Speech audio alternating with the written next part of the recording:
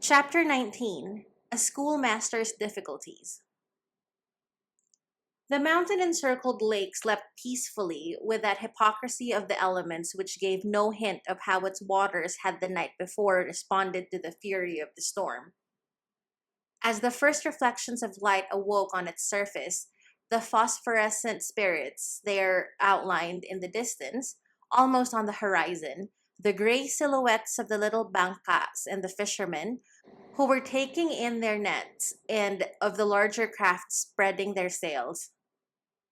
Two men, dressed in deep mourning, stood gazing at the water from a little elevation. One was Ibarra, and the other a youth of humble aspect and melancholy features. "This is the place," the latter was saying. "From here, your father's body was thrown into the water. Here's where the gravedigger brought Lieutenant Guevara and me." Ibarra warmly grasped the hand of the young man, who went on. "You have no occasion to thank me. I owed many favors to your father, and the only thing that I could do for him was accompany his body to the grave. I came here without knowing anyone, without recommendation, and without having neither name nor fortune, just as at present. My predecessor abandoned the school to engage in the tobacco trade. Your father protected me, secured me a house, and furnished whatever was necessary for running the school. He used to visit the classes and distribute pictures among the poor but studious children, as well as provide them with books and paper. But this, like all good things, lasted only a little while." Ibarra took off his hat and seemed to be praying for a time. Then he turned to his companion. "Did you say that my father helped the poor children? And now?" "Now they get along as well as possible and write when they can," answered the youth. "What is the reason?" "The reason lies in their torn camisas and their downcast eyes." "How many pupils have you now?" asked Ibarra with interest after a pause. "More than 200 on the roll, but only about 25 in actual attendance." "How does that happen?" The schoolmaster smiled sadly and answered, "To tell you the reasons would make a long and tiresome story." "Don't attribute my questions to idle curiosity," replied Ibarra gravely, while he stared at the distant horizon. "I've thought better of it, and believe that to carry out my father's ideas will be more fitting than to weep for him, and far better than to revenge him. Sacred nature has become his grave, and his enemies were people and a priest. The former I pardon on account of their ignorance, and the latter because I wish that religion, which elevated society, should be respected. I wish to be inspired with the spirit of him who gave me life, and therefore desire to know about the obstacles encountered here in educational work." "The country will bless your memory, sir," said the schoolmaster, "if you carry out the beautiful plans of your dead father. You wish to know the obstacles which the progress of education meets? Well then, under present circumstances, without substantial aid, education will never amount to much. In the very first place, because even when we have the pupils, lack of suitable means and other things that attract them more kill off their interest. It is said that in Germany, a peasant's son studies for 8 years in the town school. But who here would spend half that time when such poor results are to be obtained? They read, write, and memorize selections, and sometimes whole books in Spanish without understanding a single word. What benefits does our country child get from the school? And why have you, who see the evil, not thought of remedying it?" The schoolmaster shook his head sadly. "A poor teacher struggles not only against prejudices, but also against certain influences. First, it would be necessary to have a suitable place, and not to do as I must at present, hold the classes under the convento by the side of the padre's carriage. There, the children who like to read aloud very naturally disturb the padre, and he often comes down, nervous, especially when he has his attacks, yells at them, and even insults me at times. You know that no one can either teach or learn under such circumstances, for the child will not respect his teacher when he sees him abused without standing up for his rights. In order to be heeded and to maintain his authority, the teacher needs prestige, reputation, moral strength, and some freedom of action. Now let me recount to you even sadder details. I have wished to introduce reforms and have been laughed at. In order to remedy the evil of which I just spoke to you, I tried to teach Spanish to the children because, in addition to the fact that the government so orders, I thought also that it would be of advantage for everybody. I use the simplest method of words and phrases without paying any attention to long rules, expecting to teach them grammar when they should understand the language. At the end of a few weeks, some of the brightest were almost able to understand me and could use a few phrases. The schoolmaster paused and seemed to hesitate. Then, as if making a resolution, he went on. I must not be ashamed of the story of my wrongs, for anyone in my place would have acted the same as I did. As I said, it was a good beginning, but a few days afterwards, Padre Damaso, who was the curate then, sent for me by the Señor Sacristan. Knowing his disposition and fearing to make him wait, I went upstairs at once, saluted him, and wished him a good morning in Spanish. His only greeting had been to put out his hand for me to kiss, but at this he drew it back, and without answering, he began to laugh loud and mockingly. I was very much embarrassed as the Señor Sacristan was present. At the moment, I didn't know just what to say, for the curate continued his laughter, and I stood staring at him. Then I began to get impatient and saw that I was about to do something indiscreet, since to be a good Christian and to preserve one's dignity are not incompatible. I was going to put a question to him when suddenly, passing from ridicule to insult, he said sarcastically, "So it's buenos dias, eh? Buenos dias. How nice that you know how to talk Spanish." Then again, he broke out into laughter. Ibarra was unable to repress a smile. "You smile," continued the schoolmaster, following Ibarra's example. "But I must confess that at the time I had very little desire to laugh. I was still standing. I felt the blood rush to my head and lightning seemed to flash through my brain. The curate I saw far, far away. I advanced to reply to him without knowing just what I was going to say, but the Señor Sacristan put himself between us. Padre Damaso arose and said to me in Tagalog, "Don't try to shine in borrowed finery. Be content to talk in your own dialect and don't spoil Spanish, which isn't meant for you. Do you know the teacher Ceruela? Well, Ceruela was a teacher who didn't know how to read, and he had a school. I wanted to detain him, but he went into his bedroom and slammed the door. What was I to do with my meager salary, to collect which I have to get the curate's approval and make a trip to the capital of the province? What could I do against him? The foremost religious and political power in the town, backed up by his order, feared by the government, rich, powerful, sought after and listened to, always believed and heeded by everybody. Although he insulted me, I had to remain silent, for if I replied, he would have had me removed from my position, by which I should lose all hope in my chosen profession.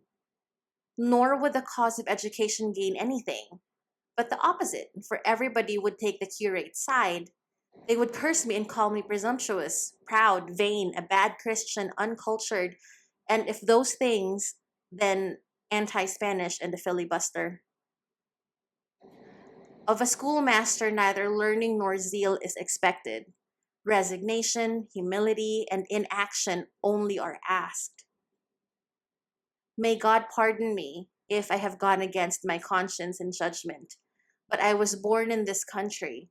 I have to live. I have a mother, so I have abandoned myself to my fate like a corpse tossed about by the waves." Did this difficulty discourage you for all time? Have you lived so since? Would that it had been a warning to me? If only my troubles had been limited to that. It is true that from the time I began to dislike my profession and thought of seeking some other occupation, as my predecessor had done, because any work that is done in disgust and shame is a kind of martyrdom, and because every day the school recalled the insult to my mind, causing me hours of great bitterness. But what was I to do? I could not undeceive my mother. I had to say to her that her 3 years of sacrifice to give me this profession now constituted my happiness.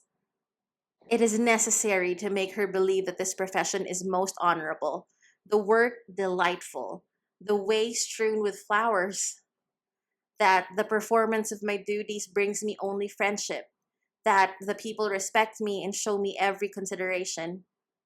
By doing otherwise without ceasing to be unhappy myself, I should have caused more sorrow, which, besides being useless, would also be a sin. I stayed on, therefore, and tried not to feel discouraged. I tried to struggle on. Here he paused for a while and then resumed. From the day on which I was so grossly insulted, I began to examine myself and found that I was, in fact, very ignorant. I applied myself day and night to the study of Spanish and whatever concerned my profession. The old sage lent me some books, and I read and pondered over everything that I could get a hold of. With the new ideas that I have been acquiring in one place and another, my point of view has changed, and I have seen many things under a different aspect from what they had appeared to me before. I saw error where before I had seen only truth, in truth in many things where I had formerly seen error. Corporal punishment, for example, which from time immemorial has been the distinctive feature in schools and which has heretofore been considered the only efficacious means of making pupils learn, so we have been accustomed to believe, soon appeared to me to be a great hindrance rather than in any way an aid to the child's progress. I became convinced that it was impossible to use one's mind properly when blows or similar punishments were in prospect. Fear and terror disturb the most serene, and a child's imagination, besides being very lively, is also very impressionable. As it is on the brain that the ideas are impressed, it is necessary that there be both inner and outer calm, that there be serenity of spirit, physical and moral repose, and willingness. So I thought that before everything else, I should cultivate in the children confidence, assurance, and some personal pride. Moreover, I comprehended that the daily sight of floggings destroyed kindness in their hearts and deadened all sense of dignity, which is such a powerful lever in the world. At the same time, it caused them to lose their sense of shame, which is a difficult thing to restore. I have also observed that when one pupil is flogged, he gets comfort from the fact that the others are treated in the same way, and that he smiles with satisfaction upon hearing the wails of others. As for the person who does the flogging, while at first he may do it with repugnance, he soon becomes hardened to it and even takes delight in his gloomy task. The past filled me with horror, so I wanted to save the present by modifying the old system. I endeavored to make study a thing of love and joy. I wished to make the primer not a black book bathed in the tears of childhood, but a friend who was going to reveal wonderful secrets, and of the schoolroom not a place of sorrow, but a scene of intellectual refreshment. So, little by little, I abolished corporal punishment, taking the instruments of its entirety away from the school and replacing them with emulation and personal pride. If one was careless about his lesson, I charged it to lack of desire and never to lack of capacity. I made them think that they were more capable than they really were, which urged them on to study, just as any confidence leads to notable achievement. At first, it seemed that the change of method was impracticable, Many ceased their studies, but I persisted and observed that little by little their minds were being elevated and that more children came, that they came with more regularity, and that he who was praised in the presence of the others studied with double diligence on the next day. It soon became known throughout the town that I did not whip the children. The curate sent for me, and fearing another scene, I greeted him curtly in Tagalog. On this occasion, he was very serious with me. He said that I was exposing the children to destruction, that I was wasting time, that I was not fulfilling my duties, that the father who spared the rod was spoiling the child, according to the Holy Ghost, that learning enters with blood, and so on. He quoted to me sayings of barbarous times, just as if it were enough that a thing had been said by the ancients to make it indisputable, according to which we ought to believe that there really existed those monsters in the past ages, were imagined and sculptured in the palaces and temples. Finally, he charged me to be more careful and to return to the old system. Otherwise, he would make unfavorable report about me to the alcalde of the province. Nor was this the end of my troubles. A few days afterward, some of the parents of the children presented themselves under the convento, and I had to call to my aid all my patience and resignation. They began by reminding me of former times when the teachers had character and taught as their grandfathers had. Those indeed were the times of the wise men, they declared. They whipped and straightened the bent tree. They were not boys, but old men of experience, gray haired and severe. Don Catalino, king of all of them and founder of this very school, used to administer no less than 25 blows, and as a result, his pupils became wise men and priests. Ah, the old people were worth more than we ourselves. Yes, sir, more than we ourselves.